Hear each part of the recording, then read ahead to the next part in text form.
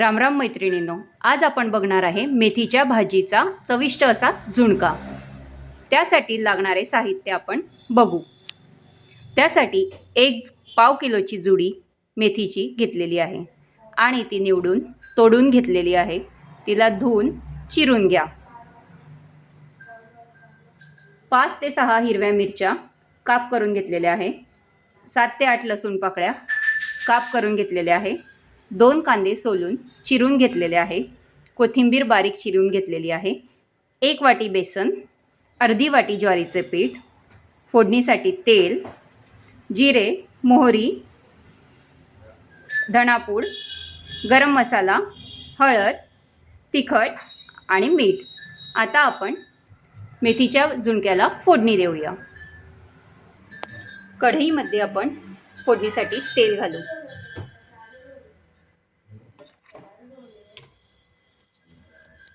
तेल आपले तापलेले आहे। त्यामध्ये आपण मोहरी, जिरे घालू। त्यानंतर लसणाचे काप, हिरव्या मिरच्या,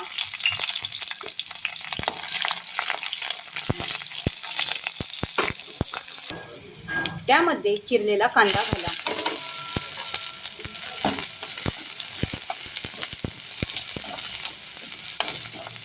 चिरलेला कांदा चांगला तांबूस रंग येईपर्यंत परतवून घ्या। यामध्ये पाव चमचा हळद, अर्धा चमचा तिखट, पाव चमचा गरम मसाला, अर्धा चमचा धनेपूड घालून कांदा चांगला परतवून घेऊ।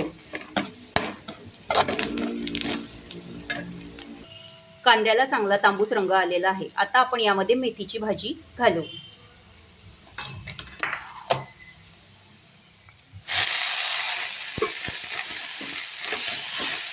आणि चांगली व्यवस्थित मिक्स करून घेऊ। मेथीच्या भाजीवर 2 ते 3 मिनिटे झाकण ठेवून वाफवून घ्या। आता यामध्ये आपण चवीप्रमाणे मीठ घालूया आणि भाजी चांगली परतवून घेऊया।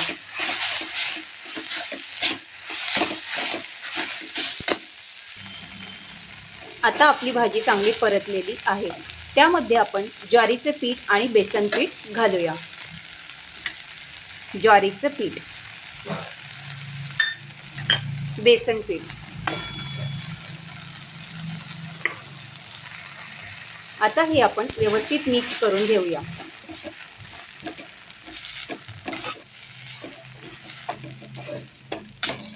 थोडे थोडे बेसन पीठ घालावे म्हणजे मिक्स करण्यास सोपे जाते।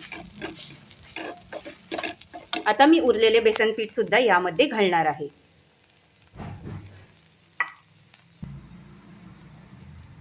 आपण यामध्ये ज्वारीचे पीठ यासाठी वापरले की त्यामुळे झुणका मोकळा होतो, त्याचा गचका होत नाही।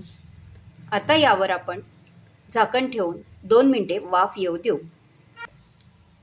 यामध्ये आपण कोथिंबीर घालू। आपला मेथीच्या भाजीचा झुणका तयार झालेला आहे। आता आपण गॅस बंद करू। मेथीच्या भाजीचा झुणका तयार झालेला आहे। तर तुम्हाला आजची रेसिपी कशी वाटली मला कमेंट करून नक्की सांगा आणि आपल्या चॅनलला लाईक करा आणि सबस्क्राईब करा। तसेच तुम्हाला काही नवनवीन रेसिपी जाणून घ्यायच्या असतील तर आमच्या स्वाद घरच्या या वेबसाईटला नक्की व्हिजिट करा।